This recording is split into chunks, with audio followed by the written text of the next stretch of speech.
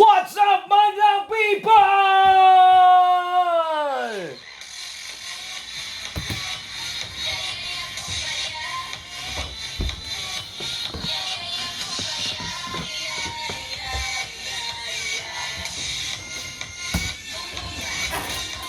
오판!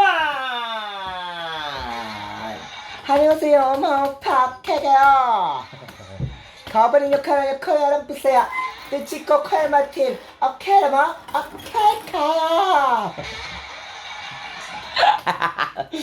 Looban syempre sa inyong nag-iisang DJ ng DXAB Radyo Patrol 1296, una sa balita, una sa public service plus entertainment!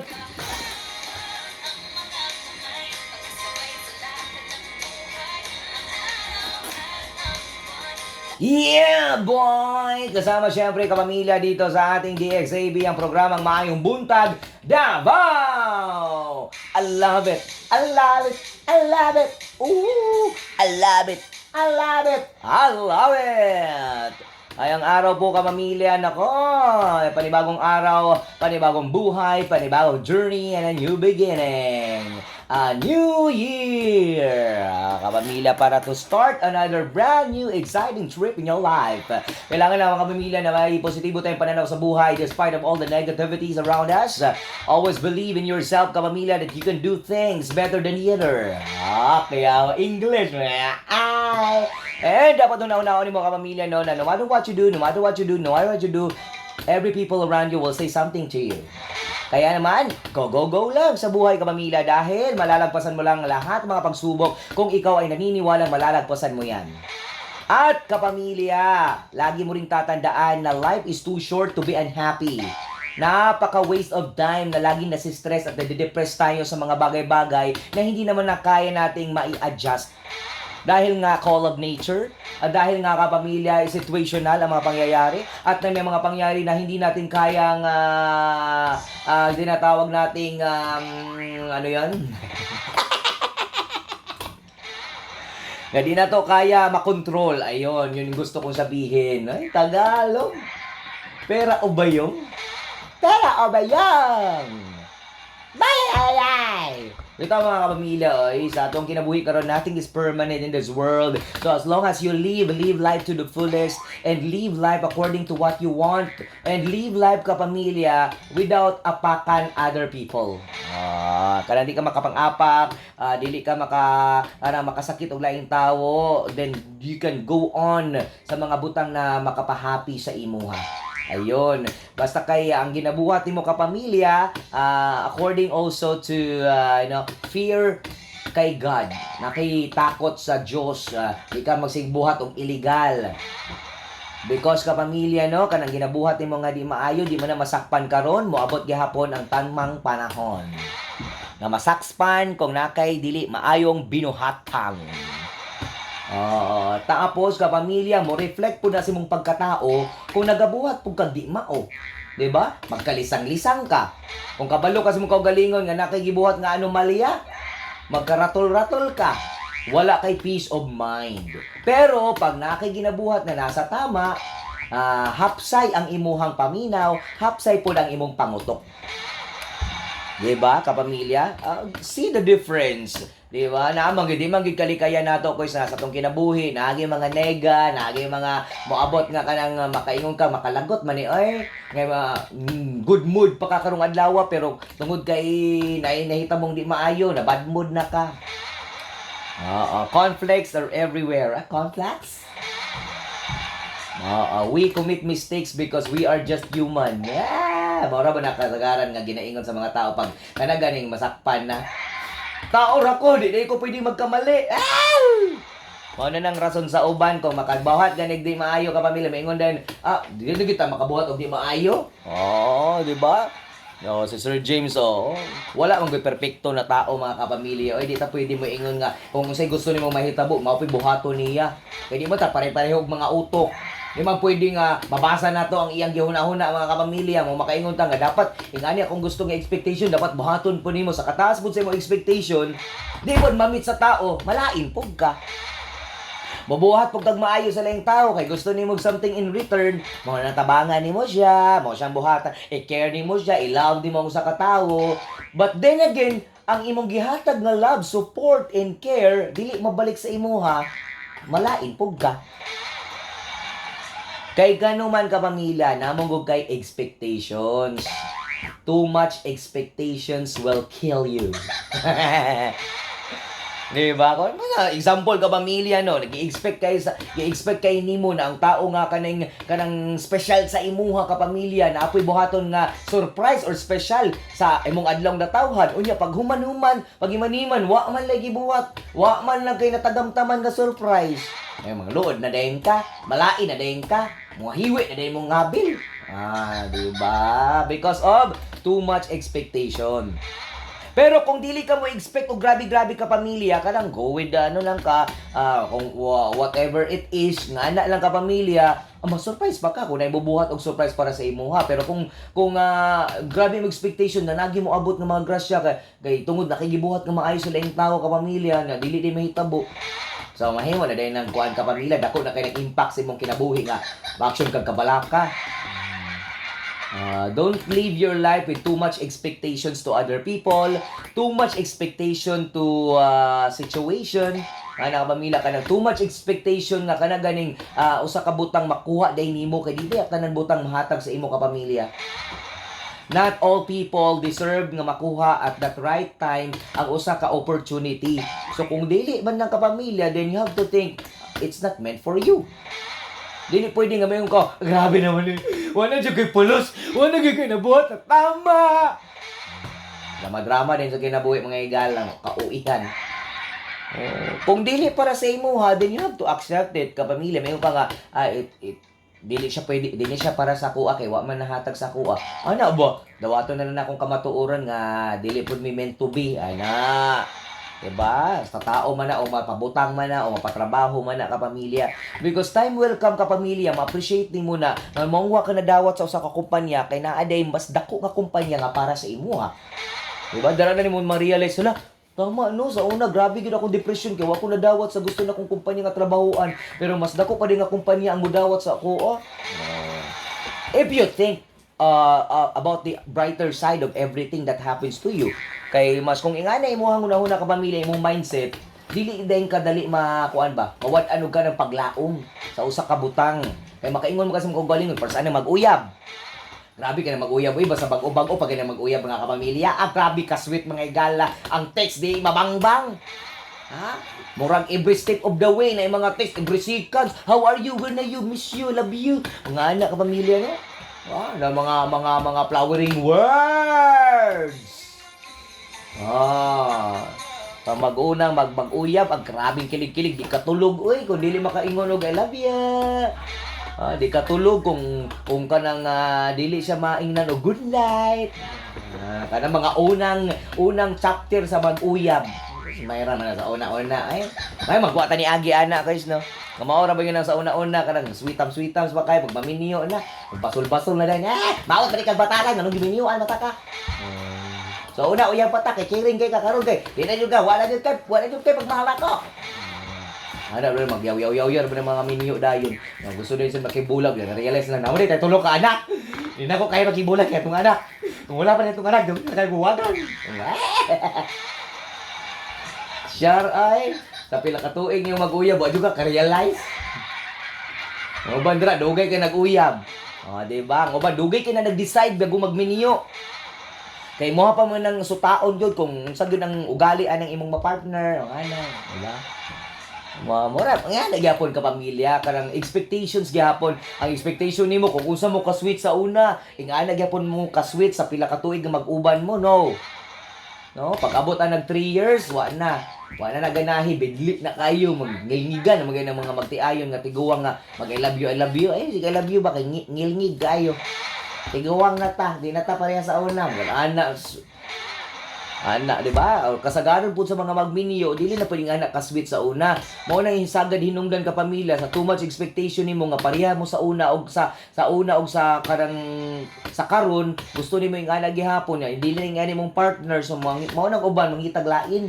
Kay pangitaon nila sa uban ang kasweetness nila katong nagsugod pa. Ay! Alam na des. Di ba nga na magyud ang tinuod ka pamilya kasagaran mao nang hinungdan nga kanang ang uban mao nang uban na ay ginatawag nga third party, the party that never ends. Oo.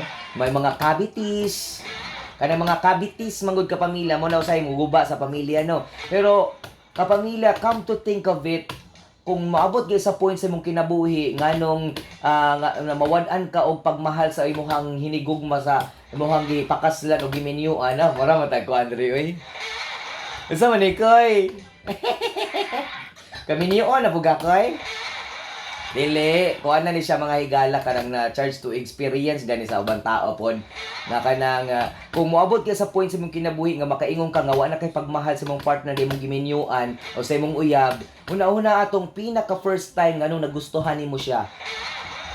Una-unaon nimo tong unang mga kakilig moments ninyo katong nagsugod mo.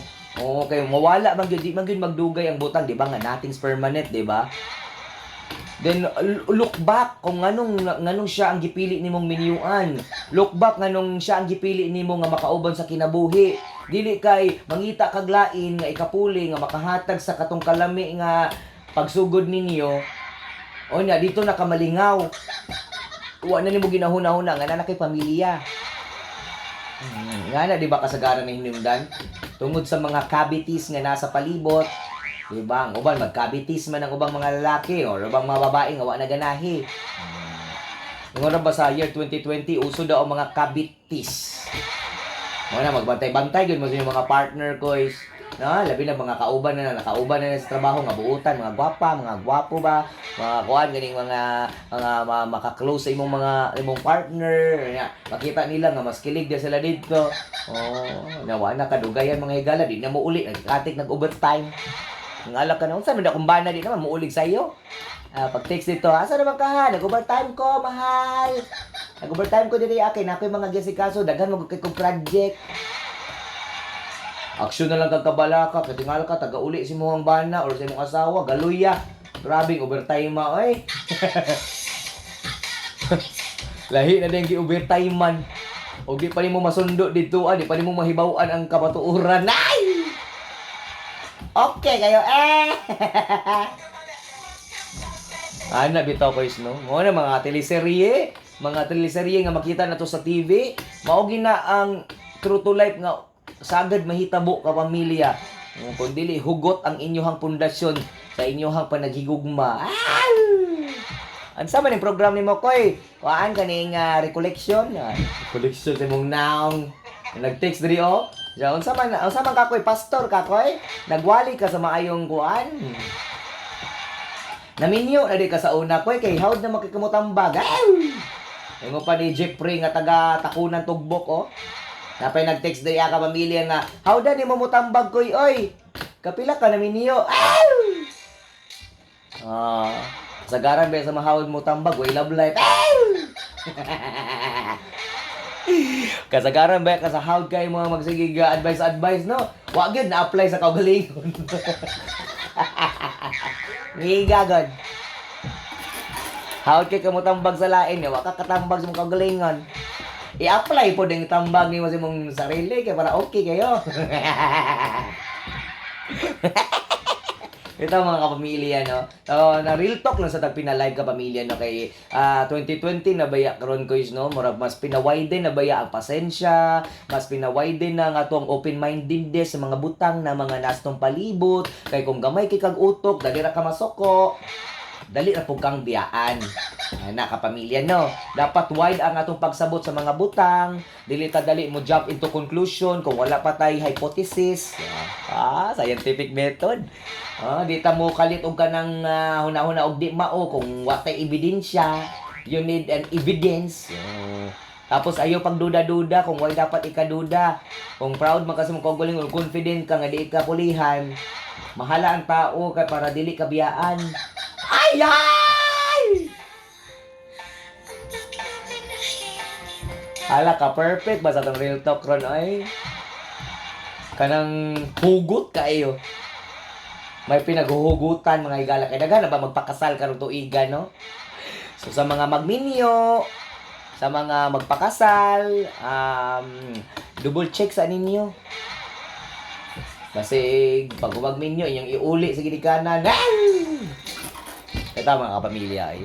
Oo. Start of a new year, mga good kapamilya. Dagan kay mga kabaguhan, dagan kay mga butang na mga kabaguhan sa mga kaugalingon, sa mga palibot, sa mga tao, sa ato ang nature, ano no? So, we need to blend with the changes.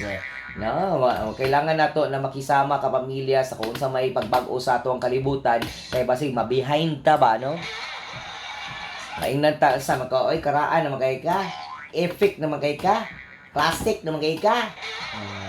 Bahala classic, basta kay okay kayo. Ito kay say. Salamat kay sa mga OFW nga always watch ato ang videos on YouTube kapamilya no. Nagina-upload na ko ang DXAB may buntag Davao on YouTube. Kay natin mga OFW dira nga always kapamina from Dubai, Kuwait, Hong Kong, Japan, Korea, mga kapamilya nato sa United Arab Emirates no. Mga taga UAE nga naga-request ato ang mag-post og videos on YouTube kay pampawala daw og homesick sa mga OFW nato, sa mga DH nato, mga kapamilya, mga minamahal na mga tinatawag natin makabagong bayani na nagsisikripisyo ng buhay para sa kapakanan ng kanilang pamilya, ng kanilang mahal sa buhay, na magkaroon ng magandang buhay. Diba? Pero unfair lang ka usahay kay sagaran kani mga naningkamot nga magkahatag og kinabuhi nga haruhay ilang mga anak o pamilya wa nagsinabtanay. Ang uban kay nagpatay, kay nag-ilog sa kwarta nga padala ni nanay. Mga nasahay ka pamilya no. Oo, mga baga po din mga naong ni umbang tao ba nun, magdawat na lang kay kwarta no, ilugan pa ang kwartang gidawat, murag gihaguan no. Oh, dali na punta nga storya ka pamilya, kasagaran pud ba yan no, kanang dili naman ning kamot ni mga taong imong sakripisyuhan.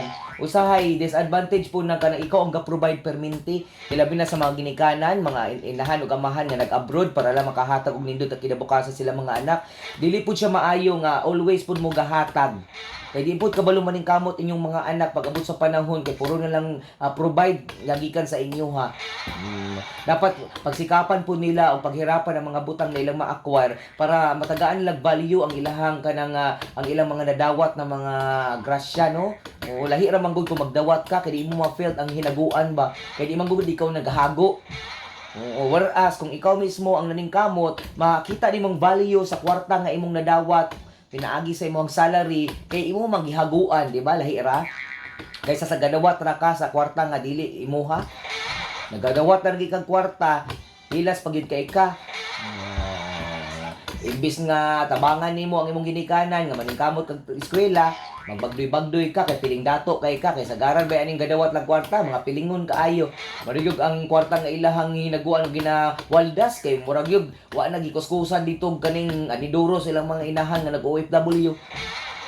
Mo na kapamilya, layo kayo ang pag-value sa mga unfair lang sa parts ng mga nagsikripisyo ba, labi na mga ginikanan na gusto gyud makabaton og garuhay na kinabuhi ilang mga anak kay di sila gusto nga mapareha sa ilahang gibati sa unang ilahang nasinati sa unang katong sila pang nag-eskwela nga walang wala. Siyempre, i-provide silang anak, di nila gusto nga ilang anak mapareha sa ilaha, di ba? Pero you know what? Usahay kinahanglan pud na maglisod ta kay para ma-value nato ang kanang kahayahay sa kinabuhi. Kay kung puro na pud hayahay no, dili mo mabalyo ang kinabuhi kapamilya. Kung puro hayahay ang imuhang ma-felt, parang di nimo value kung unsa ang maglisod. Ang mga butang na ginagmay og simple nga butang di nimo value kay wa man ka naglisod. Mao nang thankful to mga tao na niagi grabing kalisod sa kinabuhi. Ayaw mo pagbasol nga ni grabe ka uyamot ang yung kinabuhi sa ginikanan kay wa man na lagi gusto. Ayaw nyo i-blame yung ginikanan kung anong naglisod mo. Kay ngano gipanganak man mo nga kumpleto, naman mo gikaon, wa man mo nagutman bisan naglisod ang kinabuhi yung ginikanan, di ba? Dapat i-value nato tong mga ginikanan kay nagsakripisyo sila para sa atua. Dili nato sila ikaulaw o i-blame. Kung sa may trabaho sa tong ginikanan, dapat ma-proud ta. Kay tanang trabaho nga legal, okay kayo na. Oh, dapat ikapasalamat gyud nato nas tong kaugalingon natin mga ginikanan nga despite sa kalisod sa kinabuhi, napaeskwela ta og tarong. Naana na sa tuwa kung di ta magtarong. Di ba? Naana na sa tuwa kung gusto nato nga miserable atong kinabuhi, nga magsige tag uyab-uyab sa nag-eskwela, nga trabaho di magtarong, masisante ka, ikaw magud mismo ang mag-choose ana ka pamilya. It's your choice. Do not blame your misfortune sa laing tawo kung na-aksyon ka balaka imong kinabuhi ay i-blame imong ginikanan, imong mga igsuon o mga tao sa imong palibot imong katrabaho kay gipili nimo na kung unsay imong kinabuhi karon. Diba? Ing anak ka simple ka pamilya, uy, ayaw kay complicated ang mga butang. Kay kung unsa man ang desisyon nga imong gibuhat karon, ikaw man ang nagdesisyon ana, di man ang laing tawo. So kung unsa ang kinabuhi nga gidatnan nimo karon nga naunsa ka tungod na sa imong mga desisyon. Og tungod na sa choice nimo sa imong gusto mahitabo sa imong kinabuhi. So no one to blame except yourself kung maalaot ka. Yan. Kung tagaan man ka kapamilya, ang taos tong mga kiliran, ang tao atong mga ginikanan, guidance lang nato na sila. Igo ra na sila mutambag, pero nara na sa imo kung mutuman ka o dili. Nara na sa imo ha, kung gusto nimo nga madaot ka, nga gitagaan na kag nindot na tambag, pero wag yapon ka naminaw, kay mas gusto nimo imong kaugalingon ang masunod. Gusto nimo nga ikaw gyud ang masunod sa imong kinabuhi, nga wa na namao, kay mas gipaminawan nimo imong barkada. Barkada nimo nga okay kayo kung napakay kwarta. Sa panahon nga ma-hospital ka o magkasakit-sakit ka, napabaday kay barkadang mapakita sa imo ha. Oh, kinsa bay mo atiman nimo, di ba? Ginikanan na pud nimo. Kasi may mo atiman nimo og magsakit ka, di ba? Pamilya ra pud nimo. Anya imong pamilya, imong itsapwera. Imong pamilya, imong tunglutungluhon. Imong pamilya, sultian nimo di maayo. Kay ngano na mga taong imuhang kauban karon, ka nagahatag sa imong kalipay, kunuhay. Mo unong ka na nimo pag-abot sa panahon og walang-wala na ka? Di ba dili? Imong pamilya gihapon, so dapat always family first. Always nimong hunahon na pamilya gud imong unahon. Ngano ka pamilya? Kay di gyud ka talikdan ana pag-abot sa panahon nga kanang kaluluoy na ka. Di ba? Salamat kaayo. Ingon pa ni Texter 684. Good advice, Pastor Kokoy. Wow! Karil talk ba? Ayan na po mga pamilya. Kaya gusto na po na ako nga ma-impart po sa ato ang usahay ka pamilya. Ingon mo gusto sila mas nindot man na madungog nimo sa laing tao para matauhan ka. Usahay ang realization ka pamilya no, dili pod magmula sa imo magmula pod sa mga nadungog nimo sa laing tawo nga naka-experience na. Pero mas okay gihapon kaayo kung ikaw mismo naka-experience na and then i-realize nimo nga tama no. Nganong ingani man akong kinabuhi karon, it's because of my own decision. It is because ingani akong gibuhat sa una nga wa ko lisunod sa akong ginikanan sa akong mamagpapa. Ngana ba dili accept nimo ang nakapait magud nakaparat sa kinabuhi sa tao ka pamilya kay lisod magud ang pagdawat tungod sa pride. Ang uban taas kay pride, dili magpapakumbaba ka pamilya kay dili nila gusto maapakan kuno ilang pride. Sometimes ka pamilya mo bula na lang bakba nimo tungod sa imong pride. No? Taas kay kag pride, dili ka magpastorya. Taas kay kag pride, di ka gusto malabuan ka. Taas kay kag pride, dili gyud ka gusto nga may makauna sa imuha. Taas kay kag pride nga ang bali nimo para sa imo tama gyud. Kay taas kay kag pride, di gyud ka magpa-correction. Tanawang kinabuhi nimo. Happy ba ka sa ginabuhat nimo? Happy pa ba ang life nimo? Peaceful pa ba ang imuhang hunahuna? Dili ba peaceful ang una-una sa tao ka pamilya pag nakay mga kalaban, nakay karang dili maayong pagtagad sa laing tawo, dili peaceful ang imong kinabuhi ka pamilya mo. Ingon lang kang okay ra kay ko, oy ako pa. Ana pero deep inside kaluluoy na di kay ito. Grabe na ding depression, mao na ko man mukalit lang. Tingala kala okay pa mo to siya gahapon. Ni utong day sa gabi eh. Wa naman na ginhawa pagkabuntag. Tungod ka pamilya sa pride. Dili gusto isulti ang iyang gibati sa laing tawo kay naguna na sa iyang expectation nga dili siya unungan, naguna-una na siyang hunahuna nga basay dag iduot siya kung nakaproblema siya. Yung kapamilya, dili ini mo na pwedeng ang kunong tanan problema nga nasa imuha. Kay naman kay pamilya nga pwedeng maminaw. Naman kay mga tao nga pwede nimo masultian. Mas nindot may pagawas nimo yung gibati ka pamilya kasi luumon nimo nga ginadala-dala nimo sa matag adlaw sa imong kinabuhi nga bugat ang imong adlaw. Mo na mo ingon sila parang sinakluban ng langit at lupa ang aking buhay. Ora nagsaguyod ang akong kinabuhi. Kay tungod ka pamilya, di maka mo reach out. Di makagusto nga i-open imong kinabuhi sa lain, labi na sa mga mahal mo sa kinabuhi imong pamilya, di ba? Og tungod di ana mo time check ta kay basig ma-overtime ta. Atong oras alas 11:34 na.